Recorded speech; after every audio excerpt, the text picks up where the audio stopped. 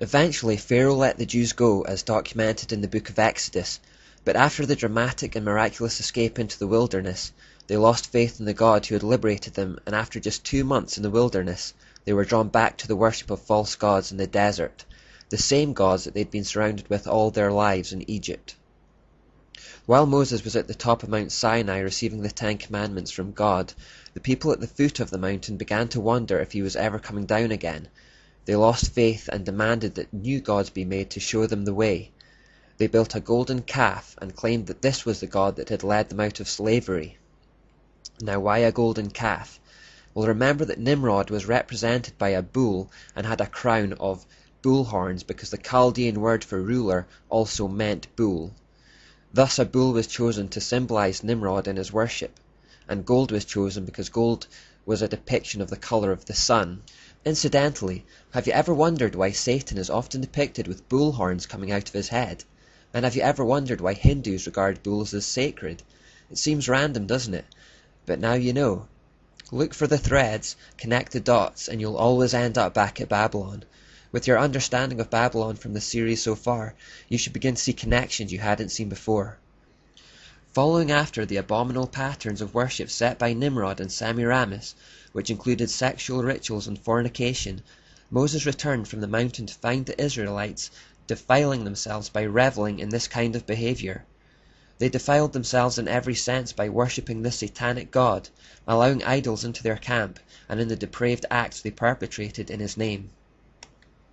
Now we have already seen examples of the cancerous spread of wickedness in the world, and the same was threatening to happen amongst God's chosen people here.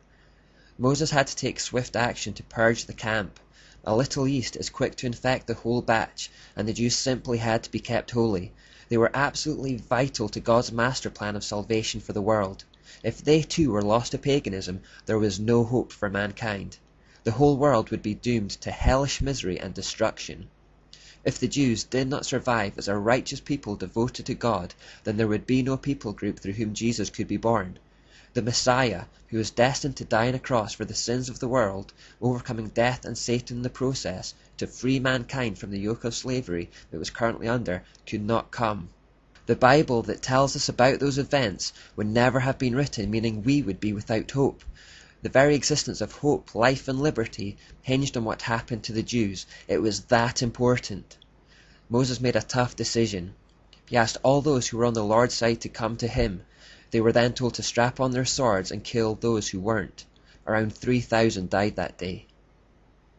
This incident is used by modern atheists to portray God as a bloodthirsty monster, unworthy of worship.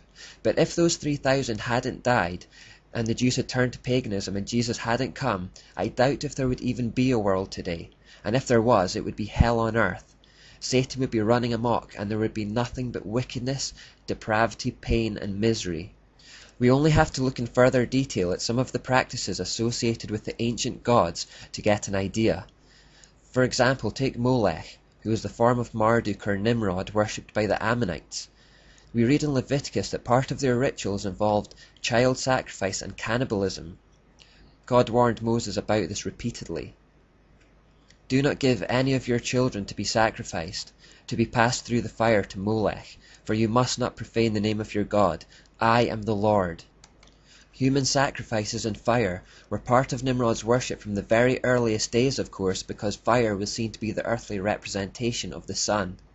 Later, in Jeremiah 32:35, we read, They built high places for Baal in the valley of Ben Hinnom to sacrifice their sons and daughters, causing them to pass through fire to Molech, though I never commanded, nor did it enter my mind that they should do such a detestable thing and so make Judah sin. In the same way God's priests in the tabernacle used the meat of the animal sacrifices for food, so the priests of Baal did also eat of their human sacrifices. In fact, this is where we get the word cannibal from. The Chaldean Canna-Baal means priest of Baal. Don't let anyone attempt to portray God as a murderous villain, slaughtering innocent women and children. We are talking about the defeat of depravity from the pit of hell. People who sacrificed their own children and ate their flesh.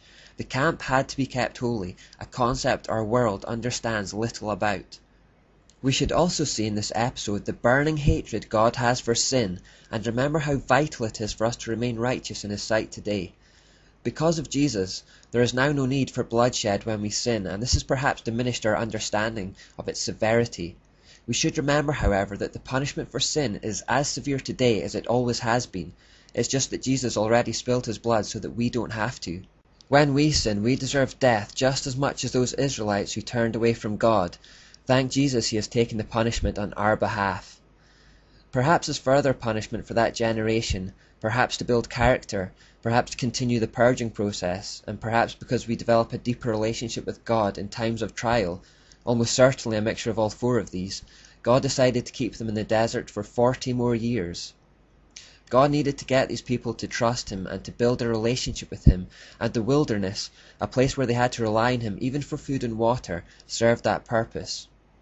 One final thing I'd like to highlight about the desert years. Notice how God chose to reveal Himself to Moses. He chose to reveal Himself at the top of Mount Sinai, a mountain. Remember that Babylonian ziggurats were built to represent mountains, and the apexes were said to be where the gods lived. Remember, this is as a result of Satan's desire to be the Most High. Because all ancient mythologies and false religions stem from Babylon, you'll find parallels of this in many cultures. Mount Olympus, for example, is famously where the Greek gods were supposed to have lived. The fact that God revealed Himself to Moses at the top of a mountain clearly echoes this idea. It is likely God did this so the Israelites could understand what was going on when Moses ascended Sinai. They were used to the idea that deities lived at the top of mountains. This appears to be God using what they already knew to communicate that He was their God, talking to them in a symbolic language they could understand. And since ziggurats were built by man to glorify man, and their gods were said to reside there, God was showing His superiority again by revealing Himself atop a mountain that He'd made, a real one, and on ground that was so much higher than any ziggurat. What God was saying to His people is that He was the real Most High. Just to connect some more dots with this, remember that Jesus' most famous sermon is the Sermon on the Mount. This wasn't an accident. By choosing that location, He was subtly revealing Himself in the symbolic language to be God. You see, the Bible starts to reveal extra layers when you understand the nature of the battle.